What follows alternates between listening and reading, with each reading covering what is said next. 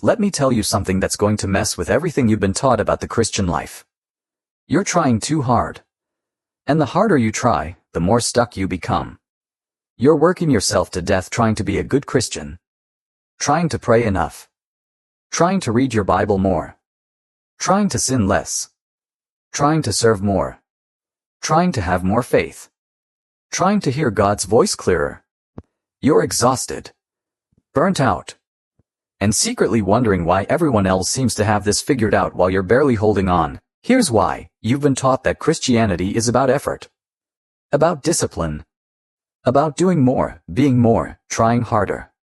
But what if Jesus never called you to try harder? What if the entire gospel is about something completely different?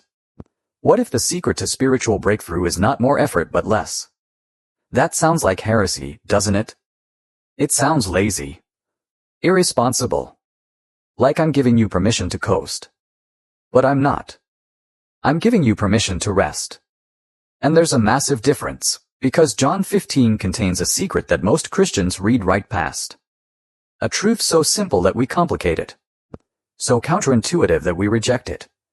And if you finally understand it, everything changes. Jesus said in John 15 verse 5, I am the vine, you are the branches. Whoever abides in me and I in him, he it is that bears much fruit, for apart from me you can do nothing. Read that last part again, apart from me you can do nothing. Not some things. Not a few things. Nothing. Zero. Zilch. Completely powerless. Every prayer you've tried to force. Every sin you've tried to overcome in your own strength. Every act of service you've pushed yourself to do while running on empty. Every moment you've white-knuckled your way through temptation. Apart from him, it produced nothing of eternal value.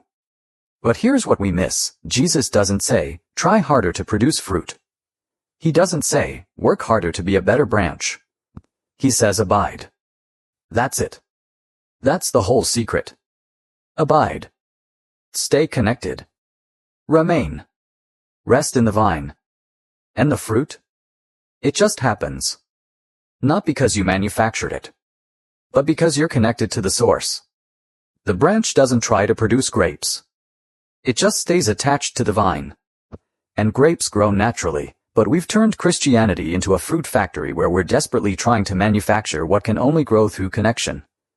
Here's what it looks like when you're trying too hard. You wake up feeling guilty that your quiet time isn't long enough. You read your Bible, but you're distracted, so you feel like it didn't count. You try to pray, but your mind wanders, so you feel like God didn't hear you. You go through your day trying to be patient, trying to be kind, trying not to snap at people. And you fail. Again.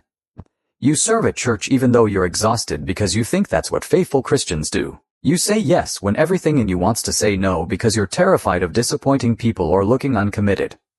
You're in a constant cycle of trying harder, failing, feeling guilty, repenting, and trying harder again. And you're exhausted. You look at other Christians who seem joyful, peaceful, fruitful, and you think, what am I doing wrong? Why is this so hard for me? So you try even harder. You add more to your plate. More Bible reading. More prayer. More service. More fasting. More discipline.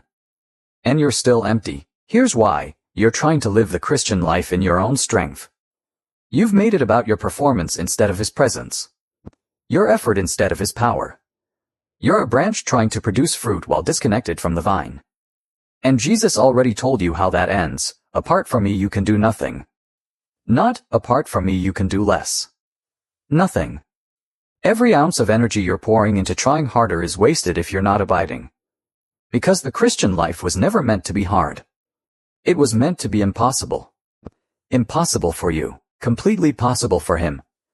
The moment you try to do in your strength what only he can do through his Spirit, you're set up for failure, burnout, and frustration. So what does it actually mean to abide? It's not passivity. It's not sitting around doing nothing and hoping God shows up. Abiding is active rest. It's staying so connected to Jesus that his life flows through you naturally. Think about it like this. When you're plugged into a power source, you don't have to try to produce electricity. It flows through you because you're connected. When a branch is attached to a vine, it doesn't have to try to produce fruit. The life of the vine flows through it, and fruit grows naturally. That's abiding. It's waking up in the morning and before you do anything else, you acknowledge, Jesus, I can't do this day without you.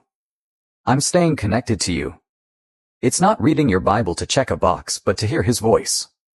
Not to get through a chapter, but to encounter a person. It's praying not as a duty, but as a conversation. Talking to him throughout your day, not just in a designated 15-minute window. It's recognizing the moment you're striving, the moment you're trying to manufacture patience, or love, or peace in your own effort, and stopping, and instead saying, Jesus, I need your patience right now. I don't have it. But you do.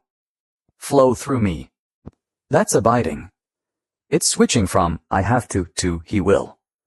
From, I need to try harder, to, I need to trust deeper. From effort-based faith to connection-based faith. And here's the wild part. When you abide, the fruit just happens. Not because you worked for it, but because his life is flowing through you. You're patient not because you tried really hard to be patient, but because the Spirit produces patience in you when you're connected. You love difficult people not because you forced yourself, but because his love flows through you. You have peace in chaos not because you mastered some technique, but because you're resting in the Prince of Peace. The Christian life stops being about what you can do for God and becomes about what God does through you. And that changes everything.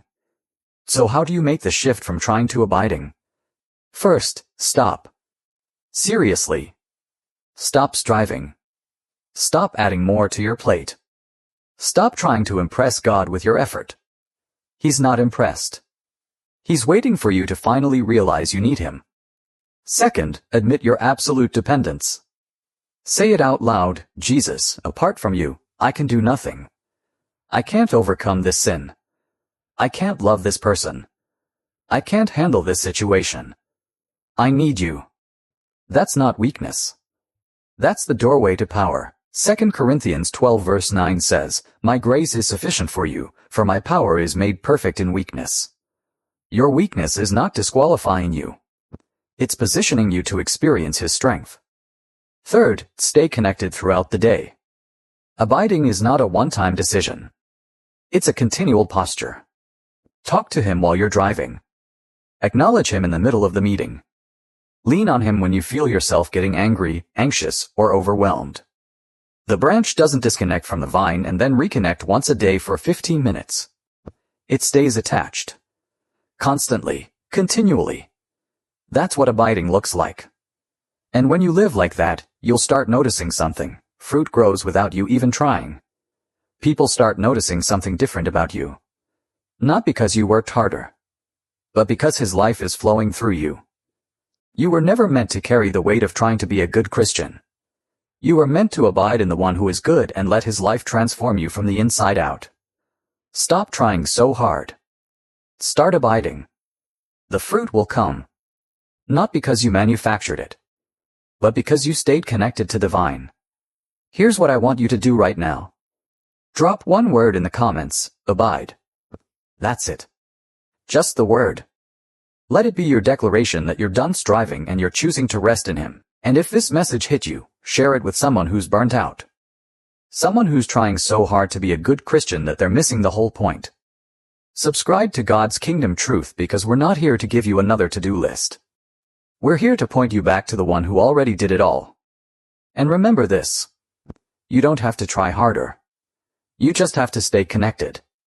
Abide in him. And watch what he does through you. This is God's Kingdom Truth. Walk in it.